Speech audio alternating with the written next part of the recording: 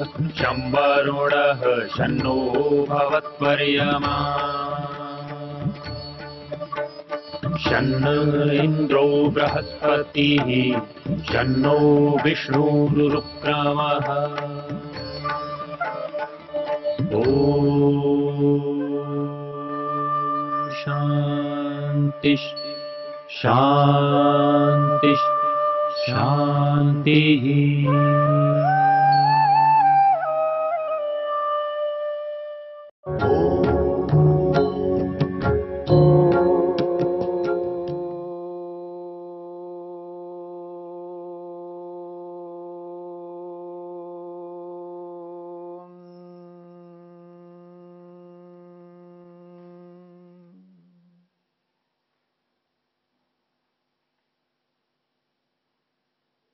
योग में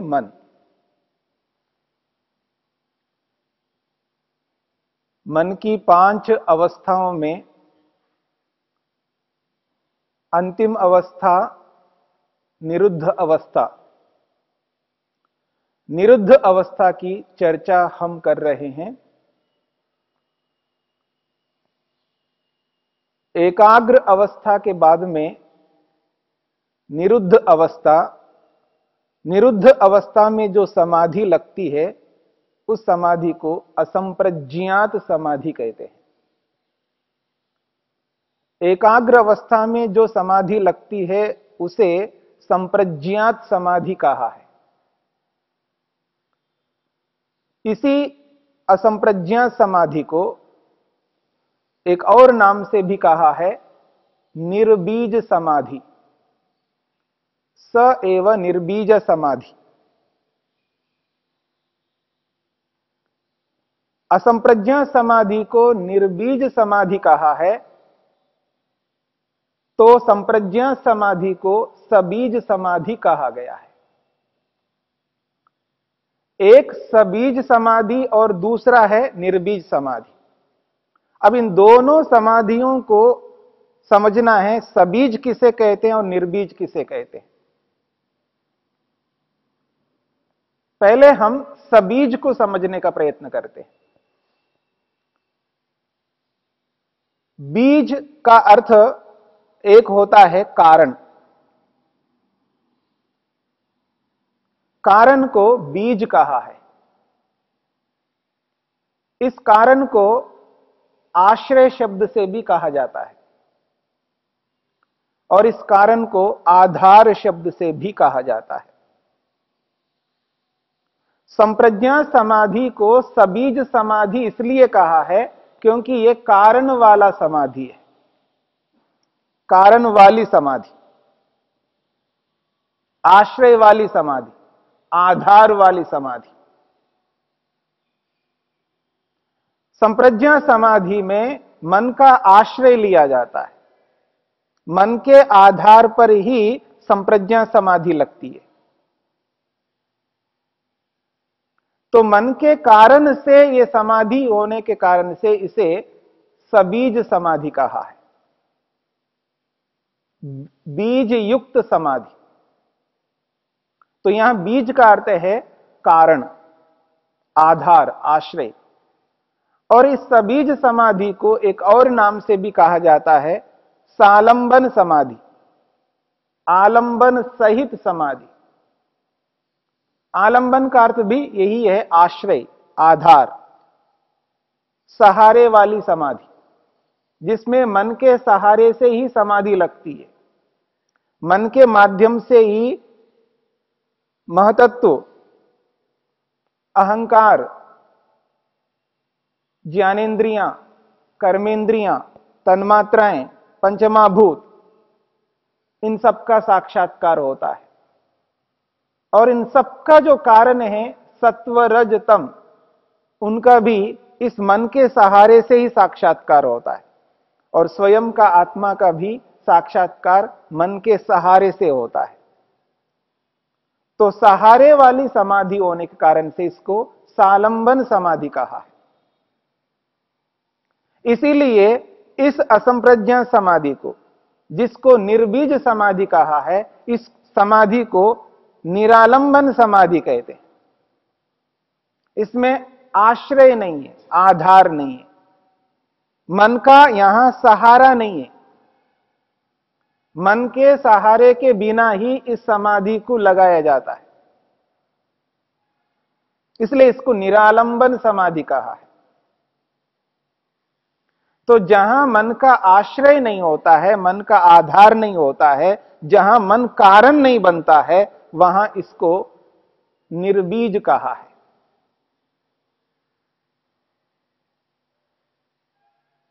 और बीज का दूसरा अर्थ लिया जाता है अविद्या। जिस अविद्या के कारण से ये शरीर हमको मिल रहा है, जब तक अविद्या रहती है तब तक व्यक्ति को यानी आत्मा को जन्म लेना पड़ेगा। जन्म का आधार अविद्या है, जन्म का जो बीज है वो अविद्या है। यहां बीज का अर्थ है अविद्या। और सबीज समाधि में बीज रहता है, यानी अविद्या रहती है परंतु कारण रूप में रहती है। अविद्या कारण रूप में रहेगी, कार्यरत नहीं रहेगी। एकाग्र अवस्था में अविद्या कार्य नहीं कर सकती क्योंकि तत्वज्ञान हुआ है। तत्वज्ञान है इसलिए अविद्या कार्य नहीं कर सकती, पर कारण रूप में विद्यमान है। जब व्यक्ति एकाग्र अवस्था से हट जाए, एकाग्र अवस्था न रहे, व्यक्ति कई बार लोक में आप देखेंगे गिर जाता है, अपने मार्ग से च्युत हो जाता है। लक्ष्य तक पहुंचते पहुंचते जैसे ही मंजिल को छूने लगता है, उस स्थिति में फिसल जाता है व्यक्ति। तो एकाग्र अवस्था की प्राप्ति होने के बाद भी उसको बनाए रखना पड़ता है, हाथ से वो न निकले, उसके लिए निरंतर अभ्यास करना पड़ता है। किसी कारण से अहंकार उत्पन्न हो जाए तो वो अविद्या जो कारण रूप में है वो वापस दोबारा कार्य करने लग जाएगी। इसलिए जो अविद्या कारण रूप में विद्यमान है संप्रज्ञा समाधि में, बीज अभी विद्यमान है, बीज समाप्त नहीं हुआ, नष्ट नहीं हुआ बीज, इसलिए इसको सबीज समाधि कहा। असंप्रज्ञा समाधि में, निरुद्ध अवस्था में, वो जो कारण रूप में अविद्या रहती है, उस अविद्या को समाप्त किया जाता है, नष्ट किया जाता है, उसको समूल नष्ट कर देते हैं। उस स्थिति में बीज ही नहीं रहा। जब बीज ही नहीं रहेगा तो शरीर भी प्राप्त नहीं हो पाएगा, इसलिए उसको निर्बीज समाधि कहा है। तो सालंबन समाधि, निरालंबन समाधि, सबीज समाधि, निर्बीज समाधि, संप्रज्ञा समाधि और असंप्रज्ञा समाधि। संप्रज्ञा समाधि कहो, सबीज समाधि कहो, निरालंबन सालंबन समाधि कहो, ये सब एकाग्र अवस्था में प्राप्त होने वाली समाधियां हैं। असंप्रज्ञा समाधि कहो, निर्बीज समाधि कहो और निरालंबन समाधि कहो, ये निरुद्ध अवस्था में प्राप्त होने वाली समाधि है। तो यहां कहा है जब निरुद्ध अवस्था को प्राप्त होता है योगाभ्यासी तो स निर्बीज समाधि, न तत्र किंचित संप्रज्ञायते इति असंप्रज्ञातः। वेदव्यास लिखते हैं जब व्यक्ति निरुद्ध अवस्था को प्राप्त होता है, निरुद्ध अवस्था में जो समाधि लग रही है उसको निर्बीज समाधि कहते हैं। न तत्र किंचित संप्रज्ञायते, उस निरुद्ध अवस्था में जो असंप्रज्ञा समाधि लगती है उस स्थिति में संप्रज्ञात नहीं रहता। संप्रज्ञात नहीं रहता का अर्थ यह है, संप्रज्ञात समाधि में जिन जिन पदार्थों का साक्षात्कार करता है वो पदार्थ उस निरुद्ध अवस्था में प्राप्त होने वाली जो असंप्रज्ञा समाधि है, उस असंप्रज्ञा समाधि में वो वस्तुएं आत्मा के समक्ष नहीं रहती हैं। वहां तो केवल ईश्वर रहता है, ईश्वर का दर्शन होता है। वहां न सत्वर स्तंभ है, न अहंकार है, न मन है, न इंद्रियां हैं, वहां और कोई पदार्थ नहीं है, केवल केवल ईश्वर है,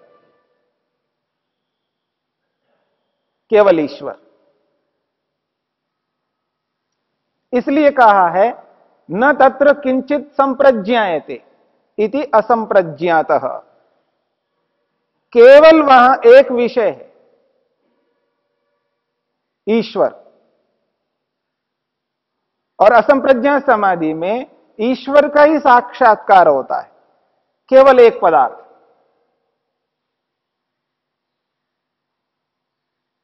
इसलिए कहा है द्विविधः स योगश्चित्त वृत्ति निरोध।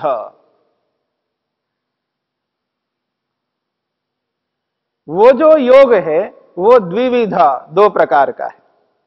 जिसे योग कहा है, जिसको योग माना है, वो दो प्रकार का है, एक संप्रज्ञात के रूप में और एक असंप्रज्ञात समाधि के रूप में। संप्रज्ञात समाधि और असंप्रज्ञात समाधि। संप्रज्ञात समाधि एकाग्र अवस्था में प्राप्त हो रही है और असंप्रज्ञात समाधि निरुद्ध अवस्था में प्राप्त हो रही है। मन की 5 अवस्थाओं में 2 अवस्थाओं में जो समाधि लग रही है, उसी समाधि को यहां पर योग स्वीकार किया है। यद्यपि मन की 5 अवस्थाओं में समाधि लगती है, जैसा कि आपने सुना है, चाहे वो क्षिप्त अवस्था हो, मूढ़ अवस्था हो, विक्षिप्त अवस्था हो, प्रत्येक अवस्था में समाधि तो लगती है, पर उसको योग स्वीकार नहीं किया। एकाग्र अवस्था में, निरुद्ध अवस्था में लगने वाली समाधि को ही योग स्वीकार किया, क्योंकि इस योग से आत्मा का प्रयोजन पूरा होता है। जिस समाधि से आत्मा का प्रयोजन पूरा होता हो, उसी समाधि को यहां योग स्वीकार किया।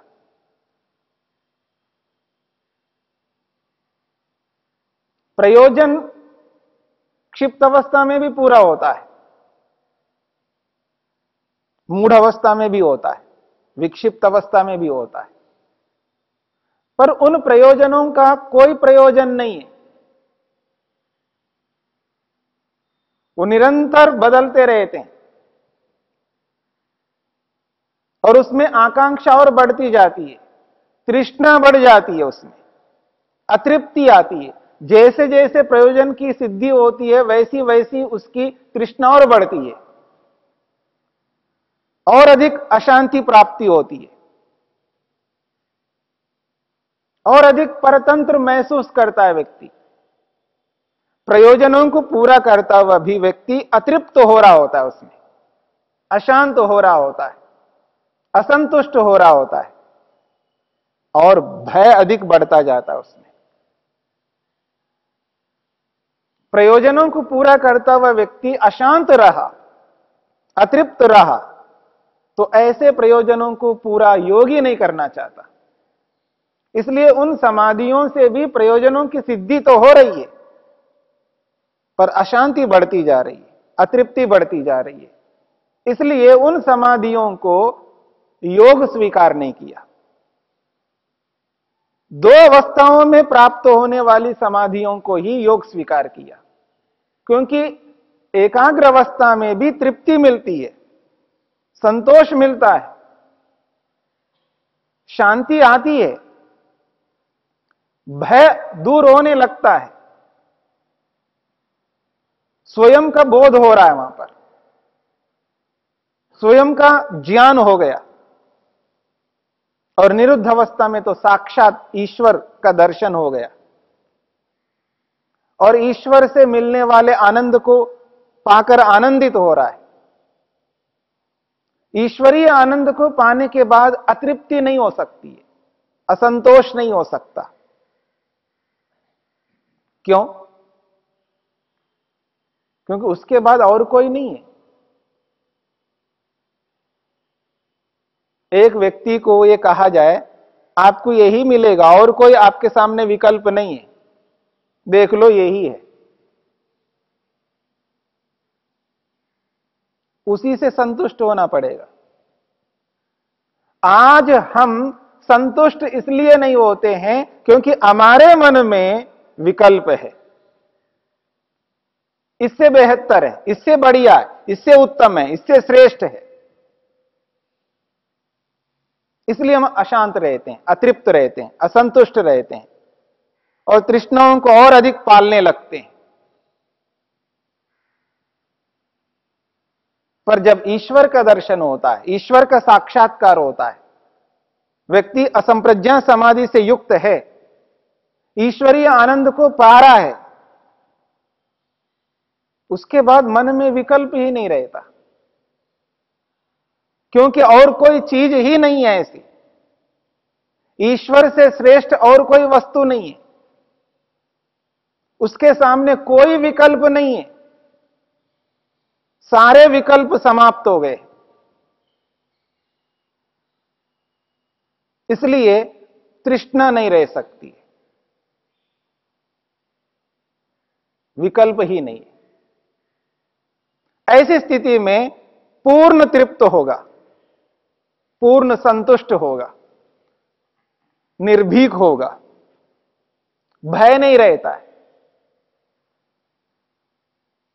ये ईश्वरीय आनंद जो मेरे को मिल रहा है, मेरे से कोई छीन लेगा ऐसा कोई भय नहीं रहता, क्योंकि कोई छीन ही नहीं सकता।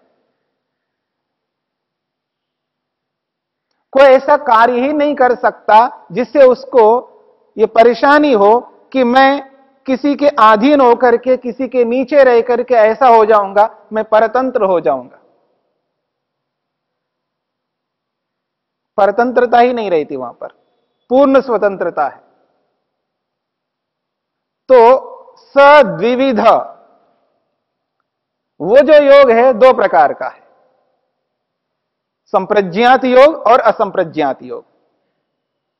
और इन दोनों समाधियों को योग स्वीकार किया है, इन दोनों समाधियों को ही यहां पर योगश्चित्त वृत्ति निरोधा शब्द से कहा है, जिसके माध्यम से व्यक्ति अपने प्रयोजन को पूरा कर लेता है।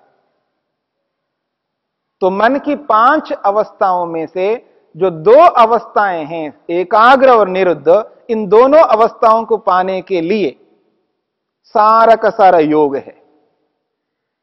अष्टांग योग में जितने भी अंग हैं, वो सारे के सारे अंग इन 2 योगों को, इन 2 समाधियों को प्राप्त करने के लिए बनाए गए हैं। और इन दोनों समाधियों को प्राप्त करने के लिए सारा का सारा अभ्यास, उसका पुरुषार्थ, उसका जितना भी ज्ञान है, उसके जितने भी कर्म हैं, वो सब इन्हीं 2 योगों को पाने के लिए हैं। इस प्रकार से योग की स्थिति जिन मन की अवस्थाओं से प्राप्त होती है, उस स्थिति को समझना है।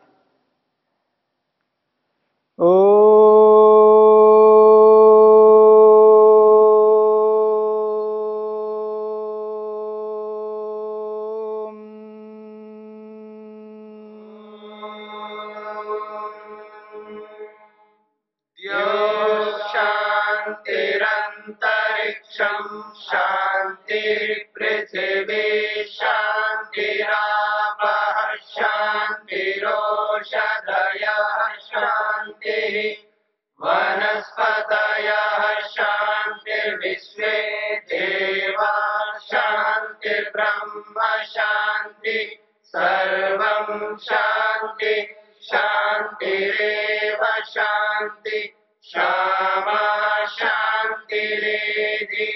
ओम शांति शांति शांति।